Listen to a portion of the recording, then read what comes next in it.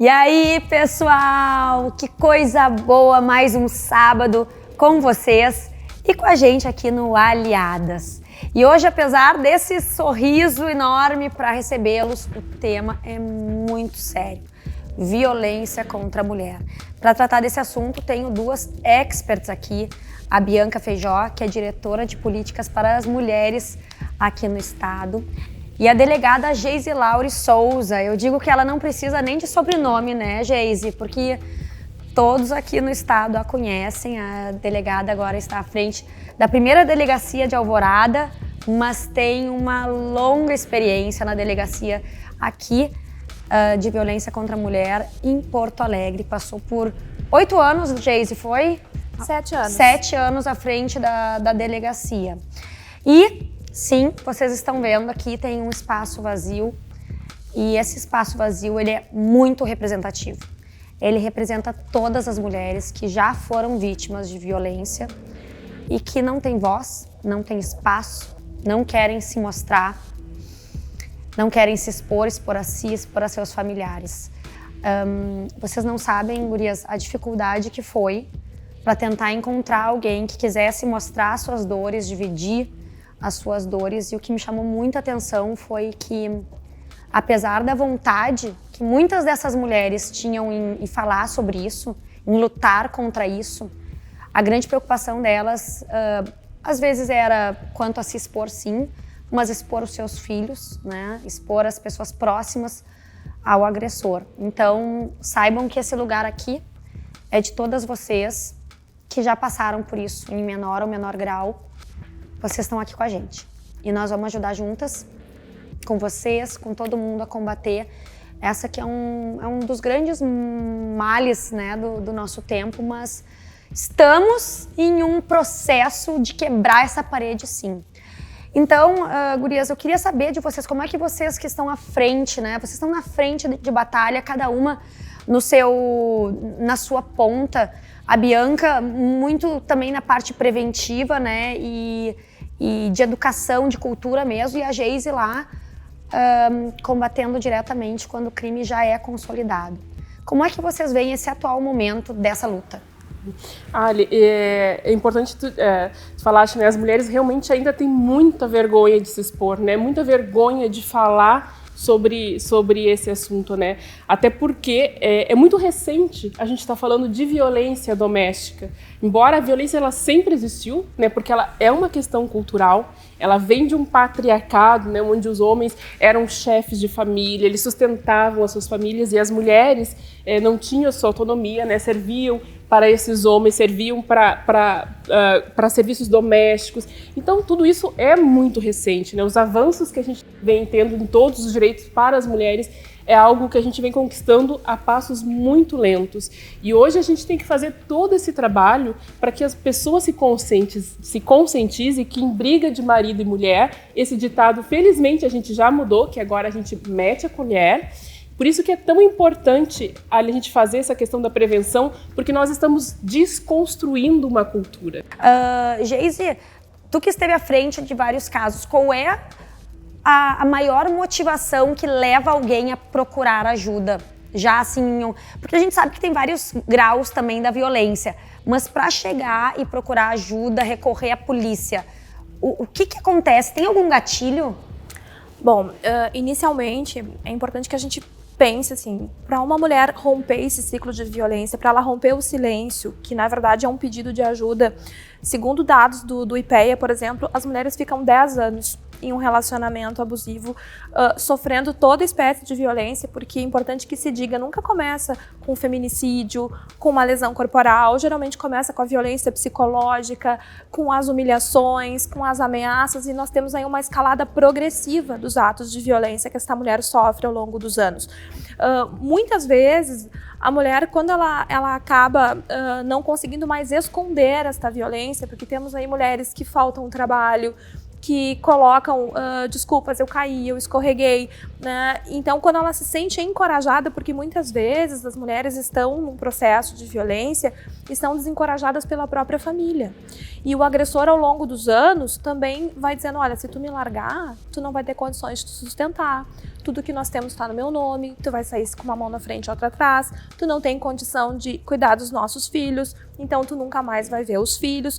E essa mulher vai se enfraquecendo, né? Tanto um processo de autoestima que vai se perdendo ao longo dos anos, como ela passa a acreditar que aquela violência, não há uma saída para aquela violência, porque no início ela justifica as ações do agressor, né? E essa violência ela ocorre em ciclos. Então temos, né, o ciclo inicial, que é justamente essa fase de tensões, de humilhações, a fase da explosão, que a gente chama, que é quando tem essa exasperação dessas tensões, quando o agressor bate, quando ele humilha, quando ela realmente, né, é geralmente neste caso que ela procura a polícia. E qual é o problema disso, que a gente precisa pensar? Nós temos dentro desse ciclo de violência a fase da lua de mel, então que o agressor, às vezes a gente prende o agressor, e quando chegamos na delegacia para fazer o procedimento da autuação em flagrante, já temos a própria vítima querendo pagar a fiança, porque no caminho ele diz que ela é uma excelente mãe, que ele vai mudar, que ele não vai fazer mais aquilo. E realmente naquele momento que sucede a fase da explosão, o agressor, entre aspas, ele fica diferente. Ele realmente acredita. Ele compra presentes, ele leva para passear, e aí ele acredita. A vítima acredita, ela quer acreditar, porque ela depositou as emoções dela. Às vezes é o pai dos filhos, é o homem que ela ama, que ele vai mudar. E ela acaba se reconciliando. Porque aí tem uma questão muito importante, né? A gente tem, inclusive, alguns dados de 2017, 2018, cerca de quase 30% das mulheres no Brasil já haviam, né, manifestaram que já tinham sofrido algum tipo de violência. E a gente sabe que durante a pandemia, por conta da proximidade forçada em ficar em casa, esses números aumentaram drasticamente. Então, assim, é uma situação muito grave. Porém, a gente, como vocês bem colocaram, tem que esmiuçar, e eu acho que ser muito didática quanto ao que é violência. Muito antes de chegar nesses pontos, porque quando a gente fala e se choca, é porque já chegou em casos dramáticos. Da experiência de vocês, meninas, quais são os primeiros sinais, assim, para vocês que estão nos assistindo em casa, que de repente se coloquem nessa situação ou que percebem que tem alguém nessas circunstâncias? Quais são os primeiros indícios? Como a gente falou, né, Ali, é muito difícil assim, a gente combater essa violência porque a gente está falando de uma história de amor. Né? Essa é uma violência que vem de uma história de amor. É diferente daquela violência que acontece na rua, né? Às vezes tem aqueles, mas o homem também sofre violência. Sofre na rua, sofre no assalto, sofre. A mulher não, ela sofre dentro do seu próprio lar, entre quatro paredes, né? E o primeiro gatilho que dá é a questão dos ciúmes, porque as pessoas romantizam os ciúmes. Né? Mas ele olha como ele me ama, né? Eu saí com uma roupa mais curta e ele chamou a atenção dessa roupa.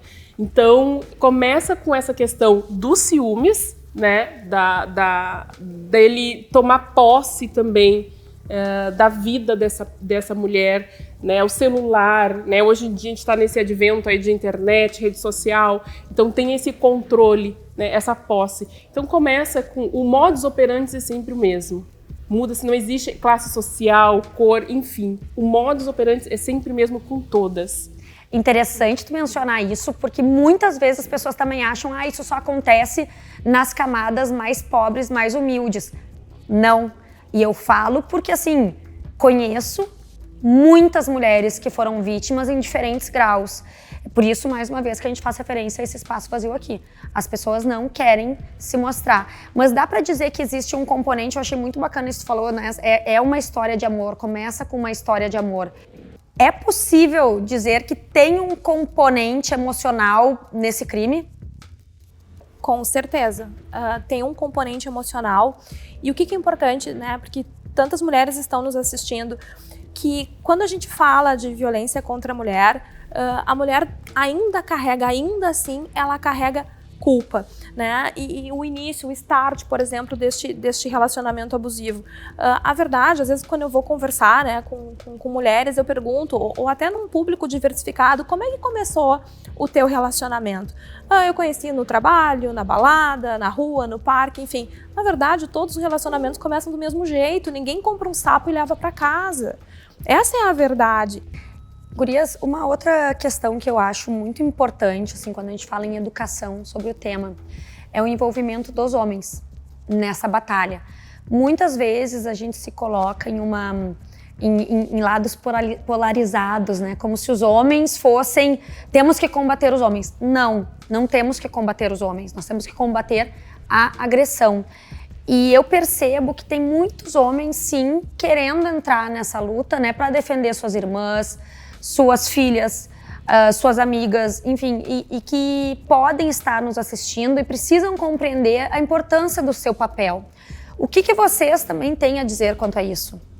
Então, é muito importante, né, Ali, a gente incluir os homens nesse assunto, né? Como eu sempre digo, se os homens fazem parte do problema, eles também têm que fazer parte da solução, né? A gente tem índices que demonstram que 60% das crianças que estão assistindo violência doméstica dentro dos seus próprios lares se tornam futuros agressores, né? E os homens têm que chamar a atenção dos outros homens, até mesmo numa piadinha, né? Quando recebe uma foto de uma mulher e faz uma piada machista, né? E a gente tem que usar muito dessa palavra porque não existe outra. Né?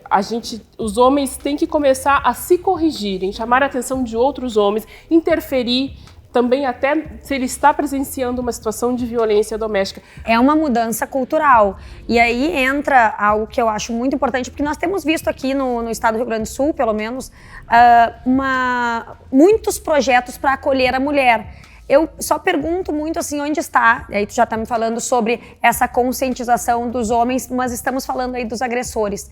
E os pequenos homens, né? Ou os outros homens da sociedade, como mostrar essa importância para eles, né? Quais são os projetos que tem quanto a esse aspecto?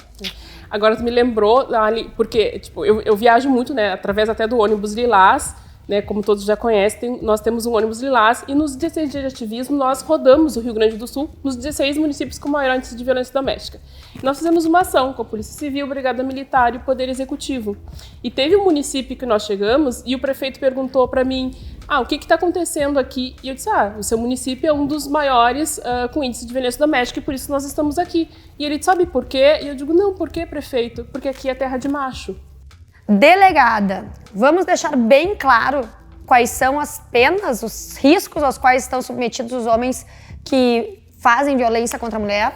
Bom, na verdade, só queria pegando o gancho da Bianca para não me esquecer, importante que a gente fale, nós temos falando dos homens, né, de mudar nas escolas, porque as mulheres tendem a reproduzir o comportamento na vida adulta, mas existem muitas mulheres machistas também, né? Tem mulheres que julgam outras mulheres o tempo inteiro pela roupa que ela veste, pela forma como ela se porta, porque ela tem 2, 3 namorados, enfim, e nós temos que aprender a não julgar. O primeiro passo para isso é aprender a ouvir e não julgar aquela pessoa que está na situação de violência, porque a Lei Maria da Penha ela é uma lei, em termos de ações afirmativas, muito completa, né? Nós temos hoje a possibilidade, por exemplo, de efetuar prisões em flagrante de crimes que seriam um termo circunstanciado se não fosse no âmbito da violência doméstica. Então, se um agressor, por exemplo, ameaça, ofende, ele vai ser conduzido a uma delegacia de polícia e ele vai ser preso em flagrante por isso.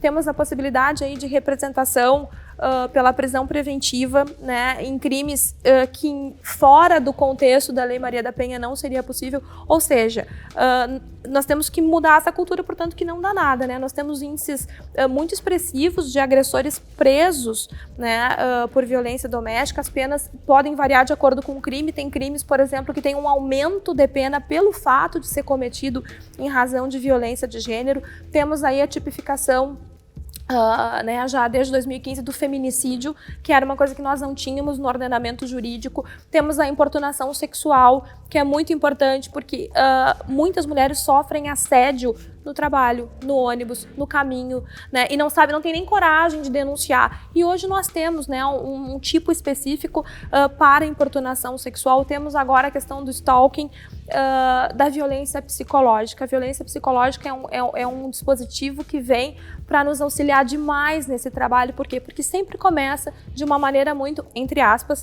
silenciosa a violência contra a mulher. Então, as mulheres têm que entender, né, e toda a sociedade, que é preciso trabalhar desde as escolas, é preciso mudar essa consciência, é preciso denunciar, e não só a vítima, qualquer pessoa que esteja assistindo esse programa ou que se depare. Existem canais que tu pode fazer isso de maneira anônima, sem te expor, porque às vezes eu penso, eu não vou denunciar minha vizinha, porque depois ela volta com o agressor e eu fico aqui de ruim na história. Mas vamos lembrar, faz parte do ciclo essa reconciliação até que isso vai acontecer de novo, e a gente tem que denunciar sempre, quantas vezes for preciso.